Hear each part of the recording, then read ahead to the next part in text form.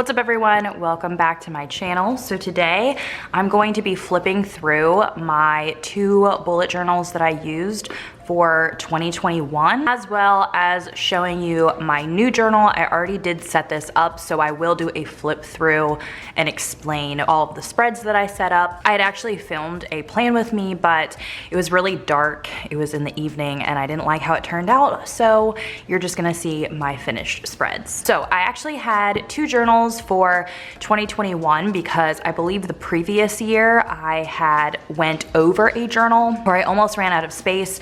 So I had consolidated my book journal and my life journal all together, and I split it into the first 6 months and the second 6 months. I ended up wasting a lot of these journals. I have a lot of empty space in this one especially. So that's why for this year I decided to do 1 life journal, and then I also have a book journal.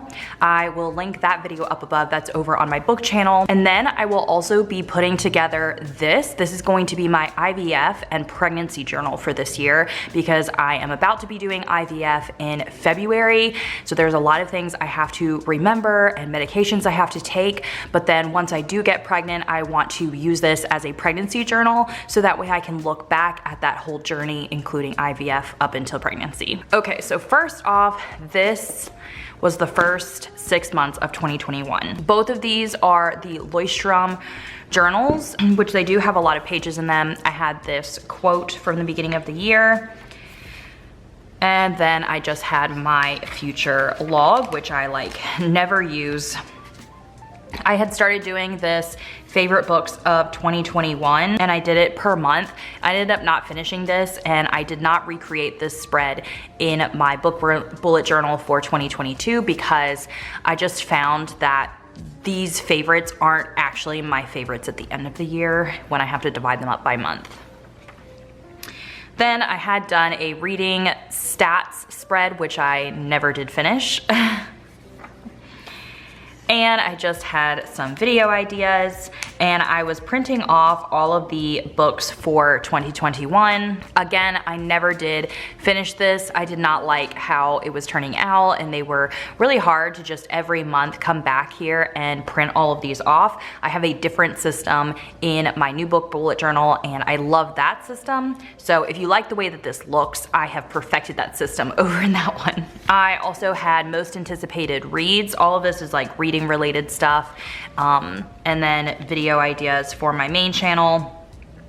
I had a social media tracker, which I realized is not super important to me. I like maybe seeing how many subscribers or followers that I have at the beginning of the year and the end of the year, but seeing it every month is kind of just too much for me, if that makes sense. I had a podcast schedule because I was on my friend's podcast last year, and then this was my January setup. So I had a calendar. I was doing all my budgeting, which I still kind of do. Grocery setups, which are very similar to this. I just really like the ease of doing groceries like this. Stuff from my book club, and then I did a few different weekly spreads. They're always different, I feel like. Reading wrap-ups.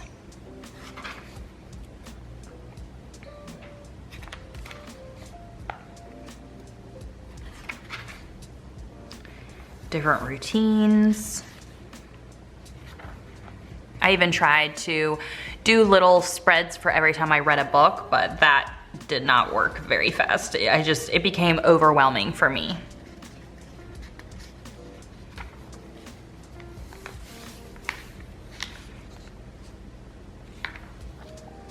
Then we have our February spread. I do like this calendar a lot. Instead of doing a whole, actual big, huge calendar, this one does work really well.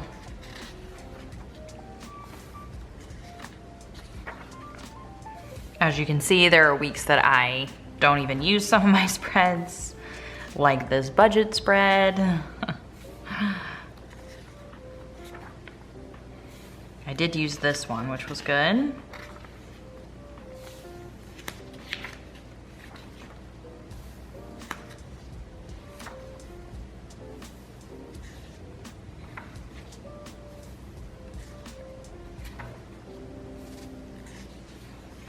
Then we have March.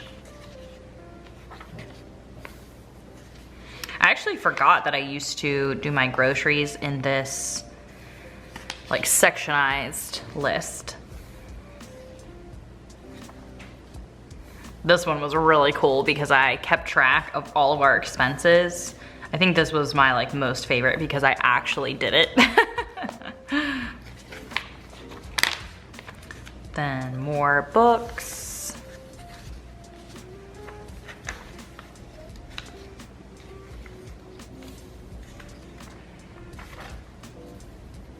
And books I never actually wrote reviews for. As you can see, I am very much just a note taker and list maker. It doesn't have to be pretty for me to use my bullet journal. And then we have April.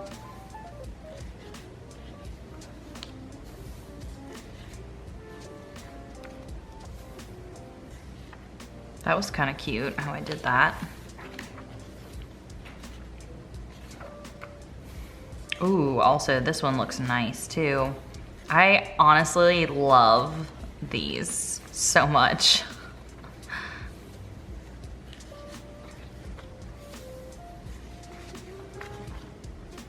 Oh, and then I had started a tracker for Netflix shows and stuff. I ended up like really loving how it turned out, but never actually going back and using it. But I actually put a new one in my new bullet journal, and I added less things on it because I only wrote down the shows that I actually cared about. And I think that that will work out better instead of being slightly overwhelming for me.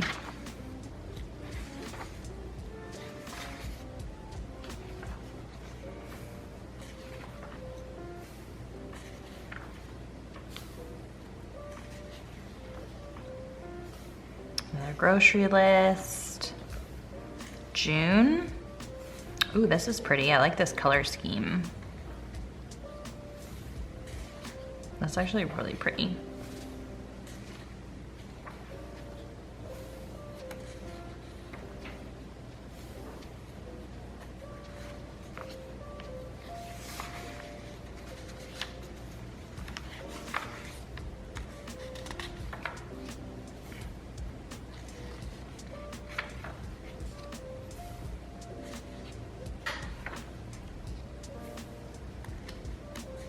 July's scheme is also really pretty. Although it looks like I didn't use it very much. Oh, that's right. I forgot I was keeping track of the half-baked harvest videos I was doing. Another budget spread, but that one's not as pretty. That's when I started brainstorming my Patreon over on my book channel. And I believe that might be it. Yeah, so out of 187 pages, I still had, like there was 251. So I did have a pretty large chunk. I think I had just some categories back here for budgets, and that's about it. That was like my color scheme for all of my budgets. So it wasn't enough space for me to finish out the rest of the year because of all the book stuff I put in there. So that's why I had to start this one. I ended up putting a reading to zero spread, which again, never used, or I used some of it, I guess. Then I started in August. I had some of these book spreads. Whole30. I hated this weekly spread. Oh my gosh, I can't stand looking at it. This was like supposed to be a meal planning spread. It was the worst one I ever did.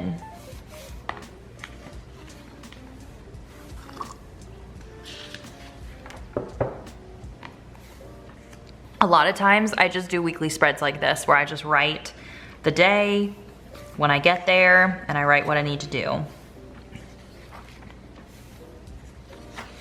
And then I did some more expense trackers, but these ones weren't as colorful because I use Cube now, which is like a budgeting envelope app. Then we have September. I do like this color scheme as well, this blue and orange. I started losing weight, which was really great. I never used this expense tracker, and I never ended up finishing those expenses. That grocery budget seemed pretty good. Just more weekly spreads.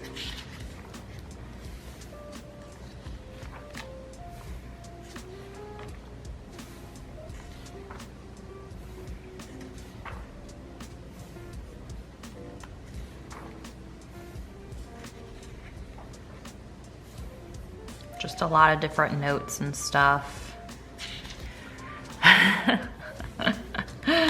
Lots of different things. I pretty much didn't, or I'm pretty sure there was a whole month I didn't even set up a spread or organize anything. I just wrote like randomly. This is probably the month. November maybe it was, I think. Yeah, it's just crazy. More Patreon stuff I was working on. And more Patreon stuff I was working on. And then I'm pretty sure I didn't set up like October and November or something like that. And then I ended up setting up December as my last month, which I did really like this wrap-up spread a lot. My bills, which I never did again. I've been doing it less and less because I have that Cube app. It's a lot easier to keep track in there. Meals. These weekly spreads turn out, and that's when I started using some stickers, because this year I've been using stickers more often now. Keeping track of different things, just other notes, and I believe that that's it. So yeah, I only used 103 pages out of this, and this is technically 251 pages again. So that I felt like was definitely a waste, unfortunately. But now we have this year's life journal. This journal is from Scribble and Dot, and I love this like velvety green. This also has really, really, really white pages compared to the Leuchtturm, if you can see how different that is. Let's start out, I have a future log, which I got these little calendar stamps on Etsy. And I started using washi tape because it just makes it a lot easier. And these pages are way thicker too than the other Leuchtturm journal. I left a little spread so I could do any supplements that I need for SIBO or even any pregnancy things. Then I have my resolutions. So I did a more of this and less of this instead of like having actual like a list of things that I need to do. So I want to focus on doing more of this, but not necessarily like, you know, having to do it every day of the week or whatever it would be. I really like how this spread turned out.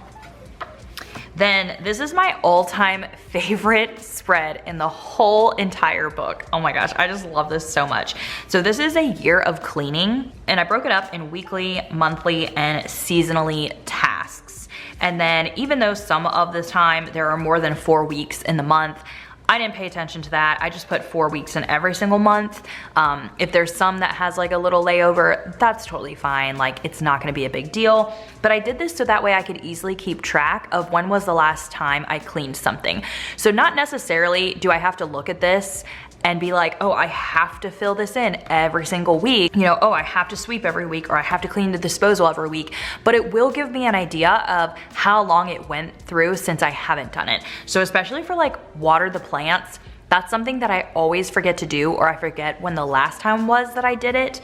So it's so helpful. I actually just did all of this yesterday, I believe. And so I was able to like just open this up, go through everything that I needed to clean, look and see what monthly things I could get a head start on, see if there was any seasonal things that I needed to do. And that's like super helpful, because then I know when I need to get us new toothbrushes, or the last time was it that I cleaned my makeup brushes. So I really, really, really love this. I kind of got a lot of these cleaning ideas from my favorite book. This is The Complete Book of Clean. It's actually not that expensive. I believe this is about $11 on Amazon, and I'll link it down below. But this is my favorite cleaning book ever because it's all totally natural, but it breaks down exactly how you can keep things clean in your whole entire house. Not only that, but it has actual like schedules and cleaning lists. It also has like DIY laundry stains, just cleaning solutions in general. But then it also has overview checklists, so it'll tell you for each place like how to do it daily, weekly, monthly, seasonally. So I just went through all of these. She has a whole bunch of them in the back. So I went through the weekly cleaning checklist, the monthly cleaning checklist, the seasonal checklist, and just wrote down the things that were actually relevant for me and my house and what I wanted to keep clean. Then I did a weight measurement workout tracker. So I would like to do more workouts, but I don't necessarily have to do them all the time. So I'm keeping track of how many workouts I do each month. And I'm also counting it, even if I just go on a walk and get 10,000 steps. 10,000 is kind of like my number to hit. But I started with my current weight, so that way I can see how my weight fluctuates, and my measurements, which I actually still need to do. But I thought it would be really cool to see. The measurements are actually going to be every few months. So I believe it'll be like every 2 months. I did like January, February, March, April, May, June, July, August, September, October, November, December. So that way it's not like every single month I'm like caring about all my measurements, but it gives me an overview. Then this is what I did for my trackers. I just printed these out on sticker paper. And so I have the current things I'm watching on Netflix, current things I'm watching on Hulu, current things I'm watching on HBO Max, Prime Video, YouTube TV, and then any recommendations people give me, which also is kind of where I put movie recommendations. So that way I can like highlight them when I read them, or put even a rating if I want to on the side. Then this is just a blank spread for me to write out any video ideas or things I want to do for my main channel here on YouTube. And then we have January's spread. So the stickers that I have been using, I got this sticker pack. It was gifted to me this month. And this is from Amazon, so I'll link it down below. But it's great because it actually has like monthly sticker themes. So I used the January one, which was right here, but then it also has regular like to-dos and cleaning stuff and everything like that. So I really like these a lot. And it was really easy for me to just put a spread together with some washi tape and some stickers. So I did this actual full calendar and a monthly to-do list, because there are times where there's things I want to get done in the month, but I just forget where to write them or where to put them, because if I'm only doing weekly spreads, then I don't have like a actual place to write them down, because I don't have a specific day I want to do them on. So I have this here in case I have a monthly to-do. Then this is how I did my meal plan. I have like meal 1 and meal 2 because honestly, I don't really make more meals than that a day. And I have the little calendar set up here and then my grocery list here. So I already wrote vinegar and salt because I saw that I was almost low on those. But I actually haven't done my full meal planning yet for this month. Then I did a self-care bingo, which I think is a really cute idea. I think I'll probably do a cleaning, like a deep cleaning, spring cleaning bingo, probably closer to like the summer when I have off. But the self-care bingo I think was a great idea. So I just went ahead and put a bunch of things that I thought would be great for me to do for self-care. And then I just have a little spread for admin call notes for my book club. Then this is my weekly spread. So I just have this first week of January, any to-dos that are specific for this week that I need to remember. And I have this little routine spread. So I did Sunday through Saturday and I wrote all of the things that I wanted to focus on. And then I was able to dot out which ones I've done. So these are a lot of my actual like New Year's resolutions. So I don't take my phone to bed anymore. I'm charging it out here. And that way when I wake up, I'm not spending a bunch of time in bed. It's also been helpful for me because I have a specific time that I'm not allowed to get on my phone. So no phone until 10 a.m. So if I'm waking up and I'm getting ready for the day, I will work on maybe like unloading the dishwasher, making my coffee, putting on makeup, because I'm not on my phone and getting like disturbed through all of that. So I also have getting ready for the day because that's something I do really want to focus on, with like actually looking presentable, looking nice for myself so I don't feel like a slob. I do have to drink water before coffee. It doesn't have to be a huge amount, just a little bit, and I do still need to work on that a bit. And then I put AM supplements and PM supplements, especially for when I start doing IVF stuff. I'm pretty sure I'm going to have supplements kind of all the time. Then I have my Bible study, whether I do any exercise. I have been timing myself for meals and dinners because one of the things I'm working on is chewing more slowly, eating more slowly, because I usually just eat super fast. Like I can eat a meal in like 5 minutes. It's so bad. And in order for my gut health to start healing, I am setting a 20-minute timer for meals. So that way I can focus on paying attention to my food, chewing slowly, taking breaks in between bites, talking with Alvin, you know, actually making it like a big focus. Then I have food journaling, which I'll show you my spread coming up for that. And then I have no phone after 10 p.m. So I am putting my phone down at 10 p.m. and I can work on getting ready for bed, which I have right here, which is like taking my makeup off, washing my face, maybe, you know, taking a bath or something like that. I wanted to make it more of a routine instead of me just like, okay, moving from the sofa to my bed and then being on my phone, which is what I was doing. So getting ready for bed, taking my PM supplements, and then read until bedtime. So it doesn't necessarily mean I have to be in my bed. It just means that I need to put my phone down at 10 o'clock, put on pajamas or do whatever it is, and then relax with a book until I'm falling asleep. Which is also nice because I don't actually have a bedtime, so I don't have to feel guilty for staying up and reading a book. Then I just had a blank page here because this is what I was writing my weekly to-dos, and it just works out really well for me to do it like that instead of like actually put out my full week for here, because some days I might have a lot longer things and other days I might have nothing to do. Then I decided to add this food journal in here, so it just has the day. The number 1 is like the meal number, so I need to write last night's number 2 meal, just how I felt, and a yes, well, it's like a check mark, but it's like a smiley face, a meh face, and then a very sad face. So that way I can just keep track of what I'm eating and how I'm feeling, or if I have any bloating or anything like that. That's about it for this. I didn't set up any more of my January spreads. I'll probably start my week 2 on January here very soon. I have nothing else included in the journal. It's all blank pages. And if you're interested in seeing my book journal, make sure you go check out that video. I'll try and post it down below as well. Once I set up my fertility IVF journal, I'll definitely do a video for that to show you all. I just have some of the basic things from when I went to meetings beforehand. So I'm going to be putting like clinic details here. These were questions that I was asking during our IVF meeting. And then these were costs of everything that I will probably know more this month because we'll be ordering my medication this month. So I'm really excited to start that. And I have this little sticker organizer thing that I've been keeping my other stickers that I have, like I've been getting random stickers and stuff. But in the back here, my friend sent me these like baby and pregnancy stickers, which I'm really excited about. It's actually a sticker I ordered off of Etsy that I'm gonna be putting on this. But then, yeah, we have some baby stickers and stuff. But then I also had ordered these actual IVF stickers. So I'll be using these first because this is specifically for IVF, which I am so excited about. And then hopefully it works out and I'm able to use these pregnancy and baby stickers right away. All right, that's it for this video. I hope you all really enjoyed it. Let me know if you have any questions down below, and I will see you all very soon in another video. Bye everyone.